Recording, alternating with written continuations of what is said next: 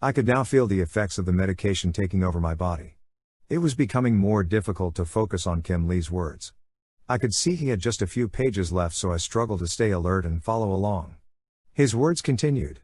It had been quite a long time since I woke up in a home surrounded by familiar people. I sat up and took notice of my sister-in-law and the armory captain's wife as they were preparing a few dishes for breakfast. My sister-in-law commented, "Oh, you are awake," and then the other woman gestured with her hand to direct my attention to a basin of water and a washcloth. Folded neatly beside it was some clean clothing. In a very authoritative tone, she said, "You are meeting His Majesty the King today. You should clean up so you don't embarrass yourself." And then she continued saying, "Since you are about the same size as my husband, I laid out some fresh clothes for you to wear." I found her direct manner to be very refreshing and I followed her instructions. Following breakfast, we gathered by the front door, preparing to leave. The armory captain took his wife's face in his hands and put his forehead against hers, and then he kissed her tenderly before separating. She then looked at his large friend and then pointing her finger at him she said, "You better not get into any trouble this time." As she turned her attention towards me, before she could say anything else, I offered my thanks for her hospitality and the clean clothes she provided me with. She smiled briefly and then started gesturing with her hands in a manner as if she was directing cattle out of the door. Once outside I turned around to acknowledge my sister-in-law. She was standing there quietly holding the small child with her elderly companion close by. No matter what events take place today, the one thing I must make sure of is that I protect what is left of my family. It was a short time later that we arrived at the door to the Assembly Hall of the King. The doors were closed but I could hear much activity taking place inside. I could feel my heightened senses start to kick in. There were many conversations taking place inside. I could hear and understand everything that was being said. The armory captain was right. There were some inside presenting the case to His Majesty that someone like me would be a danger to the throne, while others defended my actions, saying it proved my loyalty.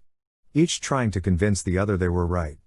A eunuch came to open the door to allow us access to the court. We made our way forward to station ourselves before His Majesty. As we passed along the ministers of the court I could feel the tension in the room build. His Majesty greeted us warmly and praised the armory captain on his victory. Then he turned his attention to our large friend. "You look well, it is really good to see you." With a respectful bow, he accepted the king's words. Then His Majesty stood from his throne and addressed me directly. "I understand we have a lot to be grateful to you for. Without your help, we would have been defeated. May I ask, where you learned such amazing skills?" I once again offered a humble answer. "My teacher was very competent." The king chuckled out loud. "I'm sure there is more to it than that," he said. "Who are you? Where do you come from?" I bowed my head and responded, "My master was a great man," and then I related all the events from childhood to present in an abbreviated version to explain how I ended up here standing before His Majesty. Excluding of course my encounter with the mantis. Most of the court was quiet, but I could hear some muttering under their breath. His Majesty sat back down on his throne and made himself comfortable. "Thank you for sharing your story with us. I am truly grateful. Would you consider taking a position in the palace? I would give you a place of your own and a unit of the palace guard to command. I would feel safer if you would consider my offer." Thinking for a moment before I responded, I thought, how would my master have responded? He was the wisest man I've ever known. Getting down on one knee and bowing my head low, I prepared to give my answer. "Your Majesty, when I was a child, I dreamed of one day becoming one of your elite warriors.